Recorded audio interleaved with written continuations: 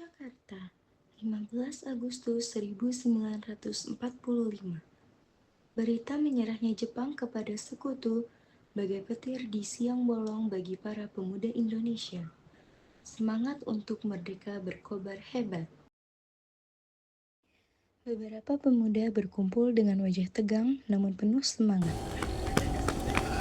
Jepang sudah kalah, ini saatnya kita merdeka. Kita jangan menyanyiakan kesempatan emas ini. Soekarno dan Bung Hatta harus segera bertindak. Hairul Saleh dan Wikana dengan tergesa-gesa memasuki ruangan di mana Soekarno dan Hatta sedang berdiskusi. Soekarno, Bung Hatta, kami ingin menyampaikan afirmasi para pemuda. Kita harus segera mempromosikan kemerdekaan, jangan sampai terlambat lagi. Tenang anak-anak, saya tahu semangat kalian. Tapi ini bukan tentang masalah terburu-buru atau 17 Agustusan. Kemerdekaan ini untuk persiapan yang matang. Kita tidak ingin kemerdekaan ini menjadi sia-sia. Harus ada perhitungan yang cermat. Tapi Bung, kekuasaan ini tidak akan bertahan lama. Kalau kita tidak bertindak sekarang, kapan lagi Bung? Kalian tahu, nasi goreng saja butuh bumbu yang pas. Apalagi memproklamasikan kemerdekaan sebuah bangsa. Kita sedang menyusun langkah-langkah yang terbaik. Percayakan ini kepada kami.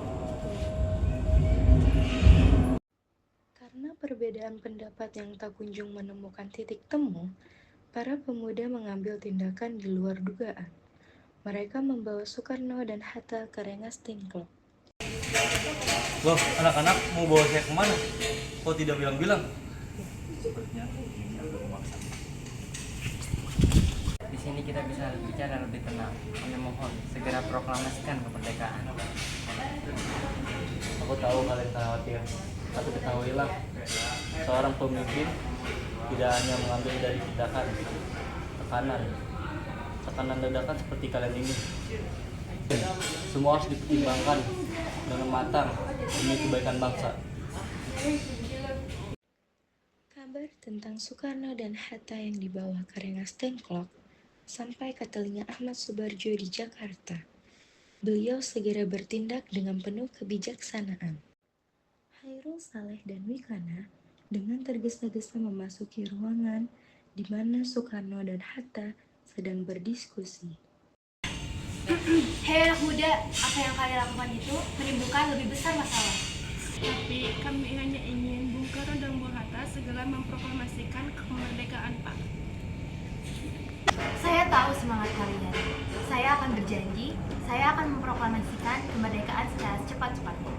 Kalian mau kan percaya janji kakek yang telah memakan asam garam ini? Benar begitu Pak? Nyawa saya sebagai jaminannya.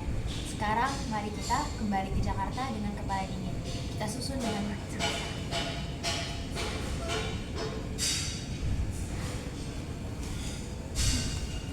Saya tahu situasi ini. Saya yakin saya membutuhkan tempat yang aman untuk membuat proklamasi. Saya persilakan rumah saya untuk digunakan. Atas kemurahan hatinya, Laksamana. Sama-sama, saya akan memastikan keamanan dan kerahasiaan kalian. Malam harinya, di kediaman Laksamana Tadashi Maeda, Soekarno, Hatta, Ahmad Subarjo, dan tokoh-tokoh lainnya berkumpul untuk merumuskan teks proklamasi. Di ruang kerja Laksamana Maeda, suasana tampak serius namun penuh kehangatan. Mereka berdiskusi dengan tenang. Pembukaan kita buat seperti ini. Kami, bangsa Indonesia, dengan ini menyatakan kemerdekaan. Mungkin perlu ditambahkan alasan mengapa kita merdeka seperti karena sesungguhnya kemerdekaan itu ialah hak segala bangsa. Bagus, Bu. Lalu bagaimana kelanjutan tindakannya? Saya sudah membuat beberapa opsi, Bung. Mungkin kalimat-kalimat yang saya buat bisa mempertimbangkan kembali. Maka dengan ini menyatakan kemerdekaan Indonesia. Ini bagus, sederhana, namun tegas. Bagaimana kalau kita gabungkan menjadi kami, bangsa Indonesia, dengan ini menjatuhkan kemerdekaan Indonesia. Dengan demikian, penjajahan di atas dunia harus dihapuskan karena tidak sesuai dengan pri kemanusiaan dan pri keadilan. Lalu dilanjutkan dengan, maka dengan ini kami menjatuhkan kemerdekaan Indonesia. Saya setuju, Bu. Lalu bagian akhirnya, Hal-hal yang mengenai pemindahan kekuasaan dan lain-lain diselenggarakan dengan seksama dan dalam tempo yang singkat-singkatnya. Setelah berdiskusi dan menyempurnakan, Sayuti Melik mengetik naskah proklamasi.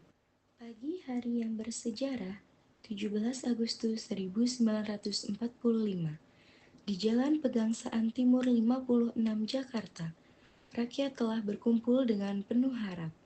Soekarno dan Hatta keluar dari rumah dengan wajah yang berseri-seri.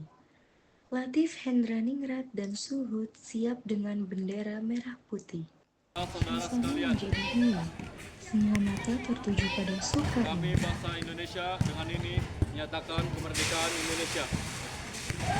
Dengan demikian, penjajahan di atas dunia harus dihapuskan karena tidak sesuai dengan pri kemanusiaan dan pri keadilan. Maka dengan ini kami menyatakan kemerdekaan Indonesia. Hal-hal yang mengenai pemindahan kekuasaan dan lain-lain diselenggarakan dengan seksama dan dalam tempo yang singkatnya. Setelah membacakan teks proklamasi, Latif Hendraningrat dan Suhud mengibarkan bendera merah putih, diiringi lagu Indonesia Raya yang dinyanyikan oleh seluruh rakyat yang hadir. Sorak-sorai kemerdekaan membahana.